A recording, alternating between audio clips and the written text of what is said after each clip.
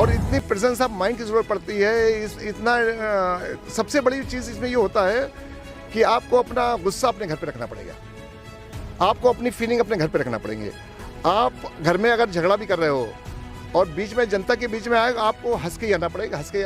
मतलब एक एक्टर तो एक बार एक्टिंग करता है, नेता जो 24 घंटे जब तक सोता नहीं वो एक्टिंग करता है। अगर आप आपकी फीलिंग है। बहुत बड़ी बात आपने कही है, निश्चित तौर पे आपने उस सच्चाई को सामने ला के रख दिया है। हम तो सिर्फ सेवक के रूप में लोगों के बीच में जाते हैं और सेवा भाव से लोगों के बीच में जाते हैं और यही उनसे कहते हैं कि आप ही हमारे एमएलए हो गए, आप ही हमारे सबसे ताकतवर इंसान हो गए। हम जब तक जिंदा रहेंगे चौकीदार बन के आपकी चौकीदारी करते रहेंगे। हमारे होते हुए आपका कोई बाल नहीं बांका करेगा, आपको कोई बेइज्जत नहीं कर पाएगा। विकास कार्यों में आप अगर बोलोगे सड़क बनना तो वो सड़क बनेगी, आप अगर चाहोगे लाइट लगना तो लाइट लगेगी, आप कहोगे हैंडपम्प लगना तो लगेगी। कैसे लगेगी, क्या करना है, ये मेरी ड्यूटी है।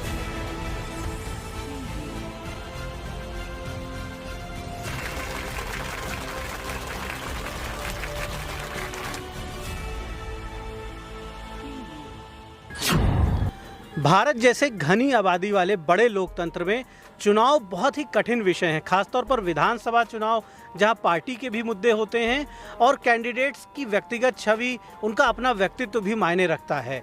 हम हरदोई जनपद में मौजूद हैं। शाहाबाद विधानसभा है ये, हरदोई की एक बड़ी विधानसभा है, बहुत बड़ा क्षेत्र है, विस्तृत क्षेत्र है ये। और समाजवादी पार्टी के कैंडिडेट बब्बू खान हमारे साथ मौजूद हैं, आसिफ खान। बब्बू भाई बड़े पॉपुलर हैं बब्बू भाई के नाम से इस पूरे इलाके में। बब्बू भाई, ये जो पूरा क्षेत्र है, इस क्षेत्र में लगभग कितनी ग्राम पंचायतें हैं, लगभग कितनी आबादी इसमें निवास करती है? इसकी आबादी लगभग 7 लाख के आसपास है और इसमें वोटर 3,56,000 है। और इसके अंदर जो इसका एरिया है वो सर्कुलेशन जो इसका है कम से कम 40 किलोमीटर रेडियस है विधानसभा का। एक कोने से अगर दूसरे कोने जाएंगे तो 40 से 45 किलोमीटर आपको वो पूरी विधानसभा मिलेगी। बाकी इतना इंटीरियर में विधानसभा है, सरकार ने कोई काम तो किया नहीं। अब जिस रोड पे हम चल रहे हैं इसकी से देख लिए, बाकी और जो रोड हैं अब क्योंकि हम लोग आदी हो चुके हैं, यूज्ड टू हो चुके हैं और पूरी कोशिश करेंगे कि सरकार बनने जा रही है, विधायक बनने जा रहा हूँ। अब जब नेक्स्ट टाइम कभी आप लोग आएंगे तो आपको सब कुछ बदला बदला नजर आएगा। अच्छा, इस पूरे एरिया में ज़्यादा समस्या किन विषयों पर ज़्यादा दिक्कतें हैं, ज़्यादा चुनौतियां किस तरह की हैं? लोगों को क्या आवश्यकताएं हैं यहाँ पर मूलभूत की? शिक्षा के क्षेत्र में पीछे है, मार्ग कनेक्टिविटी यानी सड़कों के क्षेत्र में पीछे है, हेल्थ के क्षेत्र में पीछे है। क्या वीक पॉइंट्स है इस एरिया की? इस एरिया के लगभग सभी वीक पॉइंट हैं क्योंकि हमको जब 2012 से जब इस क्षेत्र में हम आए हैं, 12 से पहले हम लोग जो एमएलए थे 7 से 12 तक तो मेरा क्षेत्र स्टेशन के उस साइड में पड़ा करता था, जो शाहबाद हमारी विधानसभा थी।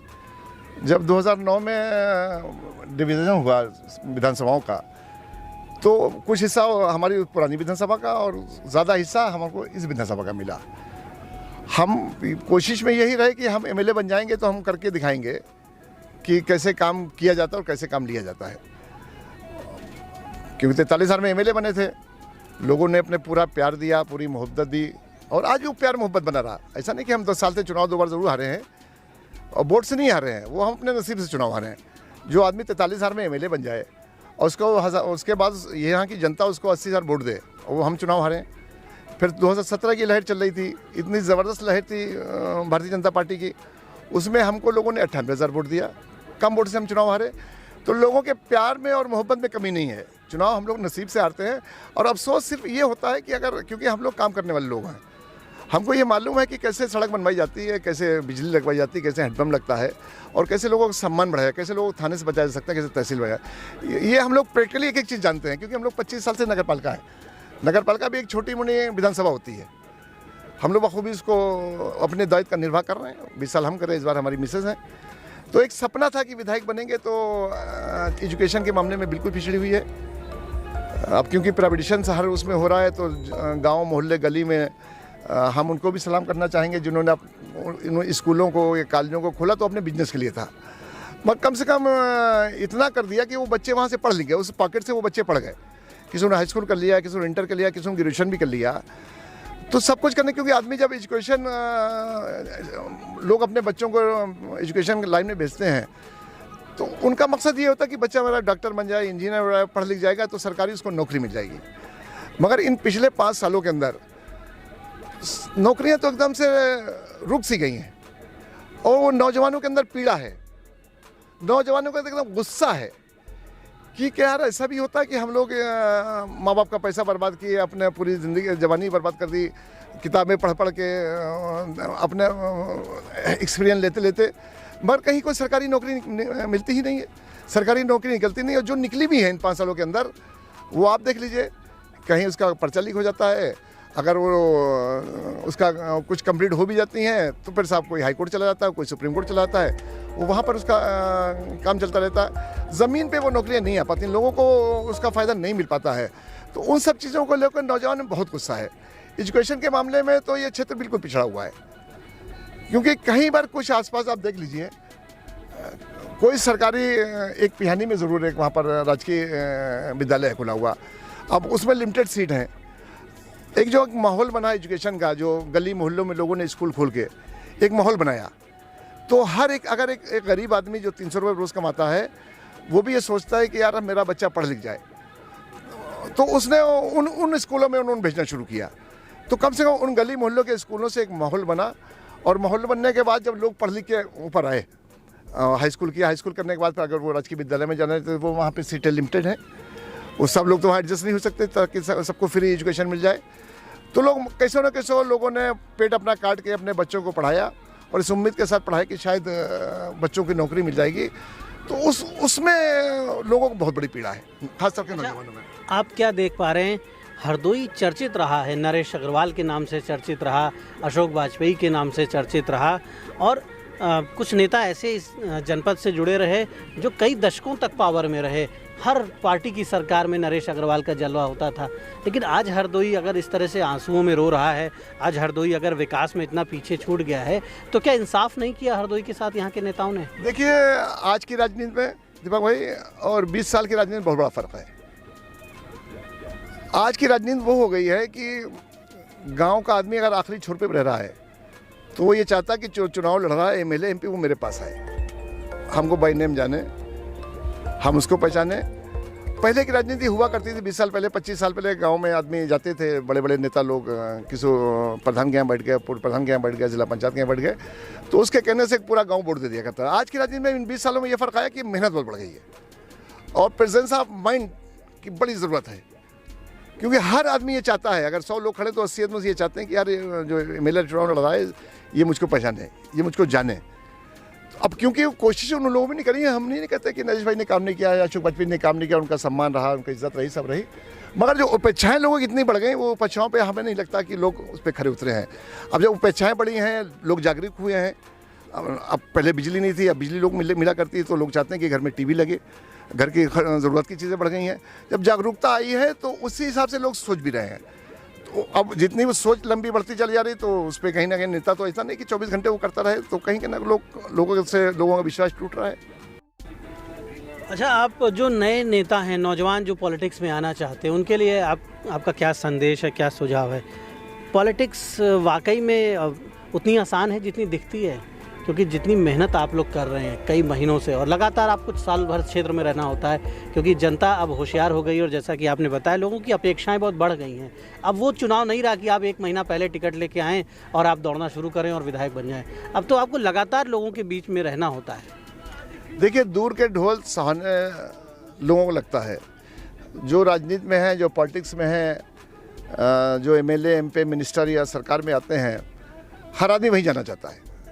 इस देश की कुछ लोकतंत्र ऐसा खूबसूरती इस देश की है कि चाहे वो आईएएस हो, चाहे वो आईपीएस हो, ब्यूरोक्रेट में किसी बड़े पद के ऊपर हो, वो चाहे कितना बड़ा बिजनेसमैन इस देश का हो, वो चाहे कितना बड़ा एक्टर हो, एक्ट्रेस हो, उसकी अगर आप इच्छा पूछेंगे कि आप चाहते क्या हो, तो वो यही कहेगा कि हम एमएलए एमपी बनना चाहते हैं। तो ये इस लोकतंत्र की खूबसूरती है, मगर इतनी कठिन ये काम है। एक बार तो आदमी इमोशनली में या सरकार कभी कभी पार्टियों की हवा चलती है, उसमें एमएलए बन सकता है। एमएलए बन के एमएलए रुकना बहुत मुश्किल काम है। इतनी उपेक्षाएं लोगों की होती हैं और इतनी प्रेजेंस ऑफ माइंड की ज़रूरत पड़ती है। इतना सबसे बड़ी चीज़ इसमें ये होता है कि आपको अपना गुस्सा अपने घर पे रखना पड़ेगा, आपको अपनी फीलिंग अपने घर पे रखना पड़ेंगे। आप घर में अगर झगड़ा भी कर रहे हो और बीच में जनता के बीच में आएगा, आपको हंस के ही आना पड़ेगा। हंस के, मतलब एक एक्टर तो एक बार एक्टिंग करता है, नेता जो 24 घंटे जब तक सोता नहीं वो एक्टिंग करता रहता है। अगर आप आपकी फीलिंग है। बहुत बड़ी बात आपने कही है। निश्चित तौर पे आपने उस सच्चाई को सामने ला के रख दिया है कि एक नेता को लगातार लोगों के बीच एक पॉजिटिव फीलिंग के साथ, भले ही वो दुखी हो, उसके घर में कोई प्रॉब्लम हो, लेकिन वो उदास चेहरा, दुख, अपना दुखी मन लेके लोगों के बीच नहीं जा सकता, क्योंकि उसे लोगों के चेहरे पर मुस्कान लानी है। तो लगातार आपको एक्ट करना है, एक साक्षात एक सच्चा अभिनय कह लीजिए, या एक प्रॉपर एक रोल प्ले करना है। वो रोल प्ले करना है जो रोल लोगों के चेहरे पर, लोगों के जीवन में उत्साह ला सके। देखिए, राजनीति में सबसे बड़ी बात दीपावली होती है विश्वास। और जो होता ना, कुछ लोगों में ये होता कि साहब प्रधान बन गए, एमएलए बन गए, एमपी, तो वो प्राउड हो जाते हैं लोगों कि यार हम तो एमएलए हैं, हम तो एमपी। जिस दिन वो सर्टिफिकेट मिला उसने ये सोचा, उसका वहीं से पतन शुरू हो जाता है। और जिसने उसने ये सोचा नहीं यार हम इसलिए एमएलए बन रहे हैं कि हम गरीबों की मदद करेंगे, गरीबों के साथ बैठेंगे, इनका काम करेंगे, तो गरीब कभी मरने नहीं देता है। वो उसकी दुआओं में, उसकी ताकत में इतना दम होता है कि वो एमएलए आदमी, जिसे हम लोग अपना हम देखते हैं, हम किसी को बात नहीं करें, अपनी हम देख रहे हैं। हम लोग 25 साल से चेयरमैन हैं। चेयरमैन इसलिए हैं कि हर आदमी सुनते हैं, हर आदमी का काम करते हैं, हर आदमी के साथ खड़े रहते हैं, इसलिए लोग दोबारा हमको वोट देते हैं। क्योंकि सबसे बड़ी कठिन परीक्षा ये होती है, एमएलए की, एमपी की, चेयरमैन की, प्रधान की। ये 5 साल के बाद जो परीक्षा होती है, उस परीक्षा में वही लोग पास होते हैं जो पूर्ण रूप से व्यवहारिक होते हैं, जिनको ईगो की प्रॉब्लम नहीं होती है, जिनको अपनी फीलिंग, अपना दुख, अपना दर्द घर के अंदर रखना पड़ेगा, लोगों में खुश होकर ही आना पड़ेगा। इसलिए कि जनता जो है वो भी अपने नेता को खुश देखना चाहती है। वो जनता प्यार करती है, वोट देती है। और ये हम तो बहुत बड़े खुशनसीब हैं दीपक भाई। हमें तो इस सर समाज के लोग इतना प्यार करते हैं, इतनी मोहब्बत। कहाँ भी खड़े, अभी वहाँ कोई मीटिंग थोड़ी, हम लोग खड़े थे, वहाँ पर आना था, उनका चाय पीना था। और देखिए सब औरतें, आदमी, बच्चे सड़क पे वो खड़े होकर सब तालियां बजा रहे थे। ये उनका प्यार था। ये चीज़ दौलत से नहीं मिल सकती, ये डिवोशन से ही मिल सकती है। ये जो चीज़ है ना, ये कुर्बानी देने के बाद मिलती है। अगर हम लोग अपने आप को एमएलए समझते हैं, हम अपने आप को चेयरमैन समझते हैं, तो ये चीज़ नहीं मिलती। हम क्योंकि जनता के अपने आप को सेवक समझते हैं और जनता ही को अपना एमएलए और अपना चेयरमैन समझते हैं, इसलिए इज्जत मिलती है। अगर ये भावना से लोग काम करेंगे तो इसमें कोई डाउट नहीं है। आप सर्विस करके, नौकरी करके लोगों का भला नहीं कर सकते हैं। आप पैसा कमा के लोगों का भला नहीं कर सकते हैं। इसलिए नहीं कर सकते हैं कि आप अगर 10 लाख रुपए महीने में कमा रहे हैं, बचा रहे हैं, तो आप कितने 100 लोग का भला कर लेंगे, अपने परिवार उसमें देखेंगे। और अगर आप लोकतंत्र की इस मजबूत सीढ़ी पकड़ लेते हैं तो इससे बड़ी गरीबों को दुआ मिल सकती है। अगर शर्त यह है कि आपका दिल साफ हो। अगर आपका दिल साफ नहीं है तो फिर मामला वहीं गड़बड़ा जाता है। लोग दौलत के चक्कर में पड़ जाते हैं, शोहरत के चक्कर में पड़ जाते हैं। शोहरत, दौलत तो सब ये ऊपर वाला देता है। नियत साफ करना पड़ेगी। अगर जिस नेता की नियत साफ, आप देखो ना, अभी भी इसी हिंदुस्तान के अंदर, इसी यूपी के अंदर कितने ऐसे एमएलए हैं कि जिनके आज भी मकान नहीं है। कितने ऐसे लोग हैं जो आज भी साइकिल चलते हैं और वो आज 7-7, 8-8 बजे एमएलए। तो इसका मतलब यह है कि लोगों का विश्वास ईमानदारी पे है, लोगों का विश्वास लोगों के प्यार के ऊपर है। जो एमएलए, जो एमपी जितना बड़ा जिम्मेदार आदमी बन जाए, जितना वो झुकेगा उतने बढ़िया काम बनता है। और जितना अकड़ेगा तो जनता उसकी अकड़ 2 मिनट में, 5 साल में निकाल देती है। तो अच्छों की अकड़ इसमें 5 साल में निकल जाएगी और जो लोग प्यार करते हैं वो सब जीत के विधानसभा पहुँचेंगे।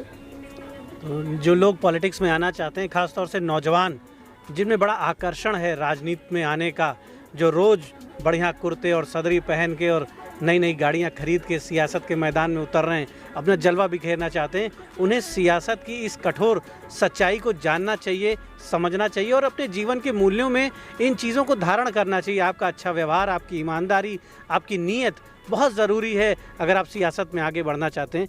हम देख रहे हैं कि आप ट्रैक सूट में ही निकल पड़े हैं क्षेत्र में, तो क्या इतने मसरूफ़ हो गए कि बिल्कुल अब लोग तो कुर्ते पहन के, बढ़िया क्लफ लगवा के और सदरी पहन के और एकदम चमक दमक के साथ निकलते, लेकिन आप तो एकदम रफ एंड टफ स्टाइल में ट्रैक सूट में निकलते। आप कोई स्टाइल नहीं, हम लोग जनता जिसमें हमें अपने नेता देख के खुश होती है, वो हमारा पहनावा नहीं देखती है। वो ये समझती है कि यार विधायक जी हमारे ऐसे हैं, वो हम टूटी चरपाई बैठ जाते हैं, टूटी कुर्सी बैठ जाते हैं। अब क्योंकि इतनी बड़ी जिम्मेदारी है, ये खाली हमको अपनी एमएलए बनने की जिम्मेदारी नहीं है। जो विश्वास क्षेत्र का है उसको हमको बचाना है, जो लोग प्यार लोगों का है उसको हमको आगे बढ़ाना है। तो जो उनका विश्वास है, उनकी जो मेहनत है, उसकी हम लोग लड़ाई लड़ रहे हैं। और उसकी लड़ाई लड़ने के लिए हमको भूखा भी रहना पड़े तो उसका में कोई शर्त नहीं है। हम किसी भी ड्रेस में, क्योंकि हम लोग सुबह निकलते हैं 6 बजे और उसके बाद हम गाँव में डोर टू डोर, मतलब इतनी डिमांड है, इतनी मांग है, कहता है कि भैया विधायक जी आप आ जाओ खाली एक बार। तो उनके प्यार, उनकी मोहब्बत देके और हम लोग को जाना पड़ता है। उसके बाद हम लोग डोर टू डोर करते हैं, 12-1 बज जाता है। फिर घर पे बहुत भीड़ शुरू हो जाती है, कभी कभी लोग वापस चले जाते हैं।